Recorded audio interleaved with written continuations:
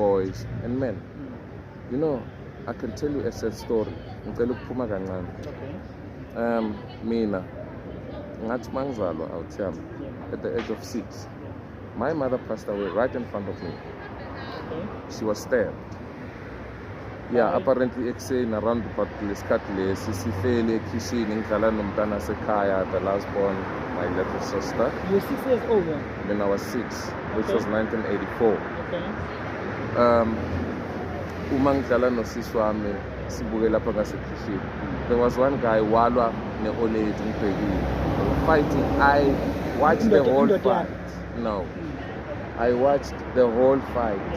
This guy wathatha umese ngembhekile balwa wamgwaza ngembhekile waze washot. Yes, I was the first person ukuthi ngifike kuye. Just imagine, because bengumntana, the first person ukuthi ngifike kuye ngimphendule because umagogo bekavukile aye uwenza ucheza totally ngikuyo. So lento leyo awuthi okay ukuthi azange ngi-attend my counseling or whatsoever, kimi it didn't matter because you know what, kwangakha uma bengilokhu ngikhula ziningi izinto engizifundile empilweni, ngikhule ngenye indlela, so bengeke ngikwazi mina ngengikhona ukuhlukumeza umuntu wesifazane kulento lengiyibone yenzakala kumama. And manje mamela dog, uyazi lo muntu engikhuluma ngaye i-madam ne kwasekuqaleni uyakwazi ukungithuka ngomama.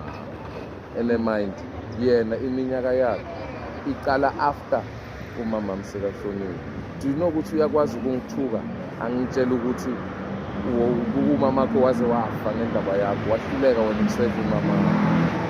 Oh, you were 6 years old, that's what you said. And besides, yena uma 86 or 87, 85, how does she know my mother?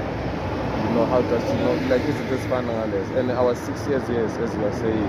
How was I? Uyabona ukuthi lo muntu usuka azama ukungivisa ubuhlungu, ugubha lento leya, uyangivuselela. So sorry, good man, if you found out manje sokukhulile, that's why that person stepped your mother. Mfethu kwenzeka same thing namanje still angazi ukuthi umuntu washona or kwenzakalani. But you never found out information to why. Azange. Bebalwela ini. Bebalwela ini. I tried, bro.